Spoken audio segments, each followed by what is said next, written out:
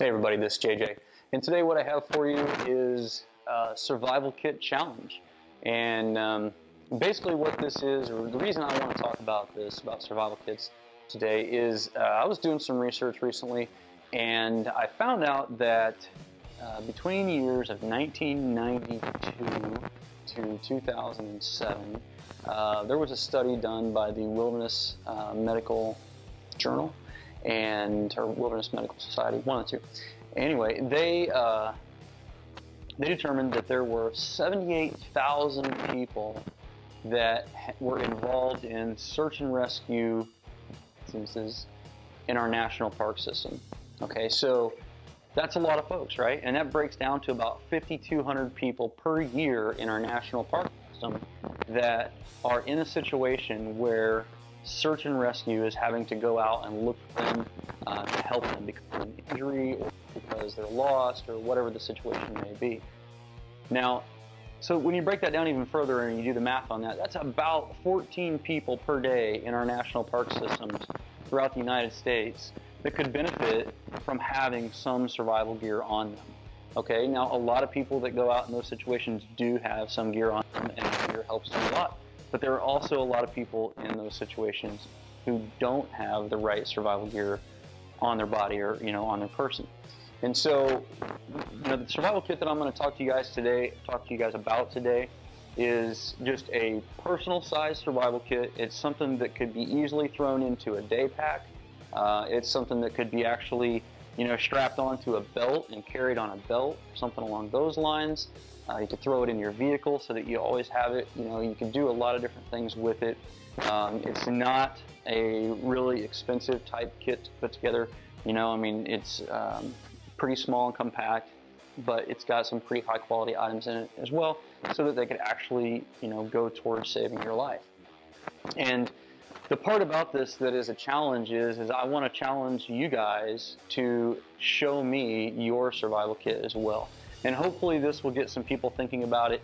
You'll go out and actually put one together, make a little video for us, and let me know that you did the video. Unfortunately, we don't have the video responses anymore. Thank you, YouTube. But what you can do is, if you make the video, just call it Survival Kit Challenge, and then send me a PM, and I will, during the length of a contest, I'm going to have a contest associated with this video. During the length of that contest, that will get you entered into the contest. But then also, after the contest is over, then if you send me the link to your video, then I will go ahead and share it on all the social media platforms that I have, the different groups, friends, followers, and all that kind of stuff on Facebook, Twitter, Google+, and all that jazz, to hopefully help you, get the items out there for folks to see what it is that you put in your survival kit. And it'll help you get some exposure to your channel and all that kind of stuff as well. So anyhow, guys, I hope you enjoy the stuff that is in the kit here. I hope you see the value in it. And I look forward to seeing your responses, your videos that you title Survival Kit Challenge as well. So let's go ahead and head down to the bench. I'll break all this stuff out and show you what I've got inside.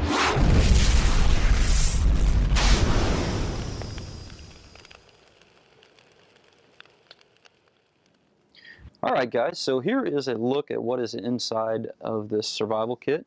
To start off with, we'll just take a look at the bag. The bag is a Maxpedition individual first aid kit. It's got a screen pouch on the outside, another zipper there, and then on the end it has a handle to carry it. Then on the back you've got some PALS webbing. Got some straps here that are wide enough for a belt loop, so you could carry it on your belt if you wanted as well. I have also stuck in a sail needle there for repairing gear. Then on the inside, you've got a mesh pouch on the one side, and then kind of a clear, more of a see-through pouch on the other side.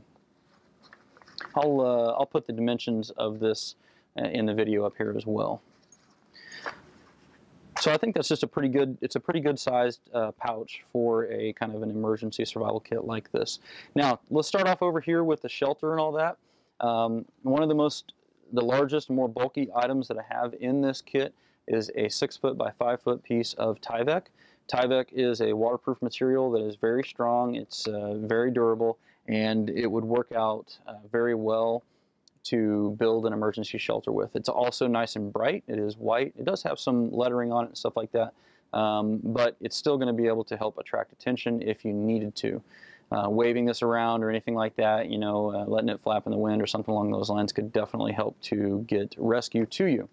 The next thing that I have in here is a 55-gallon trash bag, and the 55-gallon trash bag could be used as a poncho. It could be used to make a makeshift sleeping bag, stuffing it full of insulation and natural materials, you know, like dried grass, dried leaves, or anything like that, and then kind of crawling, you know, down inside of that, or, you know, in between it, or even laying on top of it could help you, you know, keep from getting cold over the night.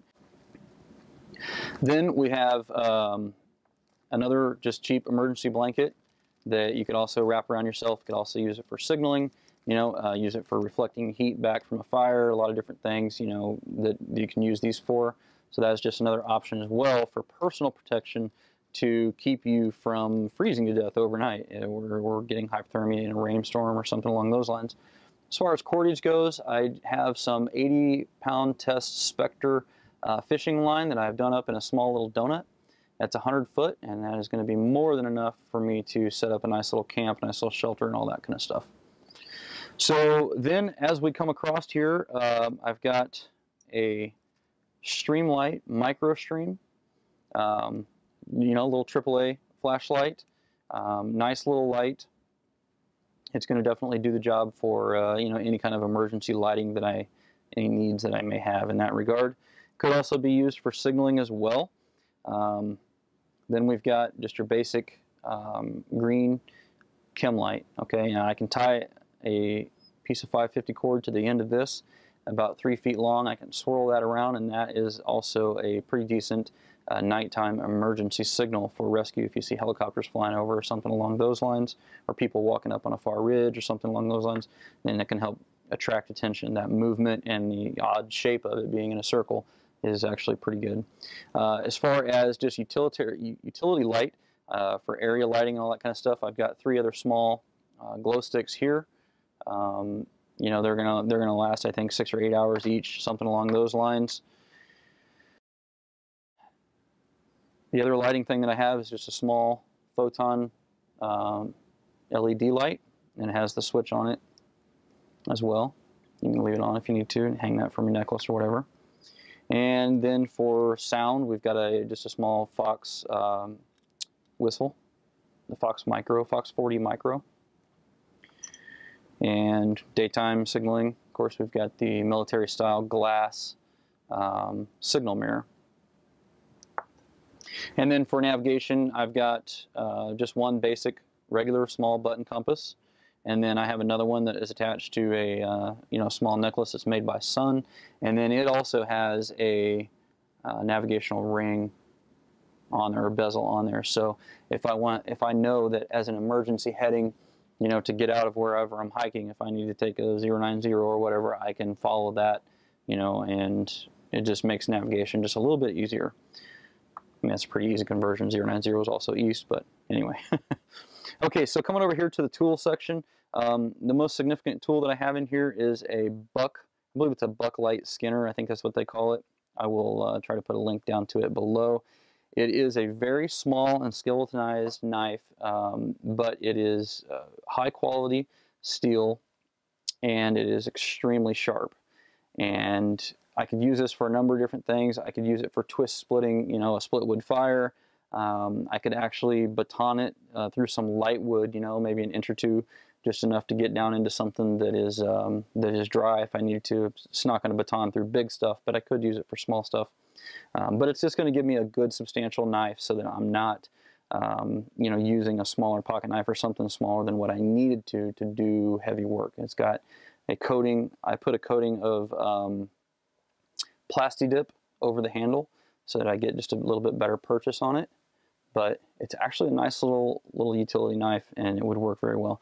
I don't have any kind of a great sheath for it. All I've done is basically, just because I want it to be as light and unobtrusive as possible, I have this small plastic sheath that came on the inside of the sheath it came with. I took the outer part off, and that just helps it stay very small and unobtrusive. Then I've got just a small 3-blade pocket knife. You can use that for any number of different things. And then kind of another small multi-tool, keeping it very unobtrusive. This is just a cheap little Cabela's pair of pliers. It also has another light source on it.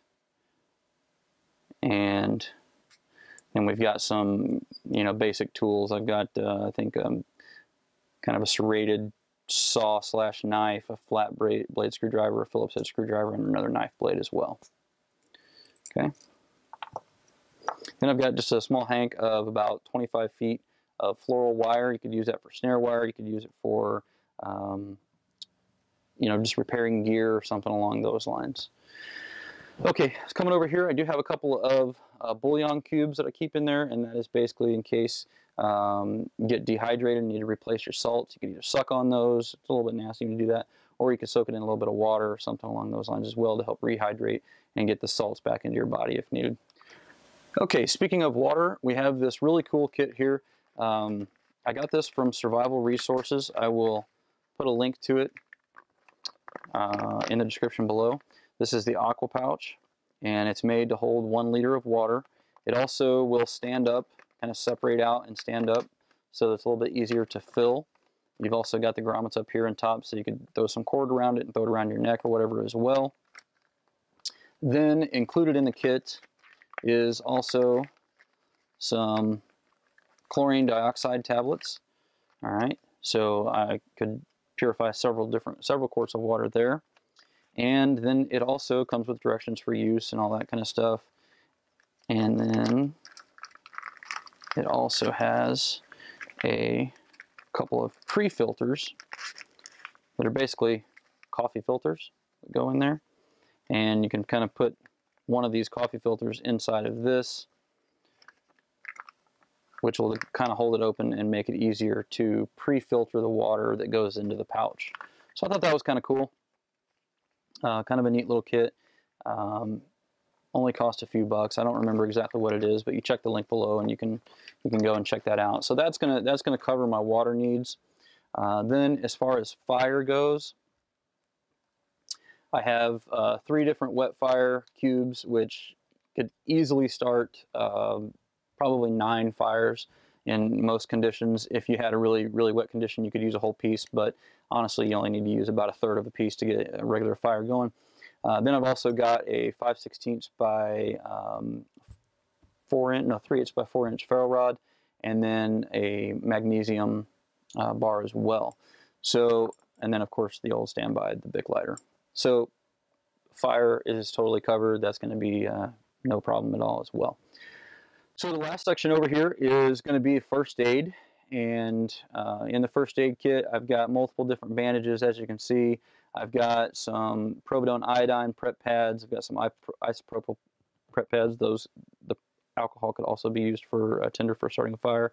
I've got some steri strips. I've got a razor blade. Got a couple of tampons, a couple of 2x2s, one other big like 2x2 bandage, and then I've got a small package of Quick Clot, as well as a triangle bandage or cravat, and then I've got a little, I don't know, probably 6 feet or so of Gorilla Tape as well, wrapped around a credit card. So really, it pretty much covers all of the basic survival resources that you need, or survival needs that you're going to need. Your personal protection and fire. You've got your first aid, you've got your signaling and navigation, and you've got your water as well. Food procurement and that kind of thing, you could put some traps out if you wanted. You could even add a small fishing kit to this. But to be honest with you, for me, the purpose of this is an overnight stay, maybe a couple of nights over or whatever. It's not really a long-term survival kit. This is, you get caught in some bad weather or something, you sprain an ankle and you got to stay out there overnight. It's not designed to be a long-term thing. All right, guys. Well, thanks for watching. As always, I definitely appreciate it when you click the thumbs up button, when you share it with your friends on Facebook, Twitter, and Google+. And, let me know down in the comments below, are you planning on entering the Survival Kit Challenge? Are you going to show us what items you would put in your survival kit? If you've already got one made up, that's great. or if you make one up just for this contest, that's awesome too. Just send me a personal message. You can send it to my email address, which is just realitysurvival@gmail.com, or you can just send me a personal message through YouTube. And I will share that across all of my Facebook, Facebook friends groups, and all my other social media stuff as well, to try to help to get you some exposure on your channel too. So anyway, guys, don't forget the 6 P's. Proper prior preparation prevents poor performance. Thanks a bunch. Stay safe.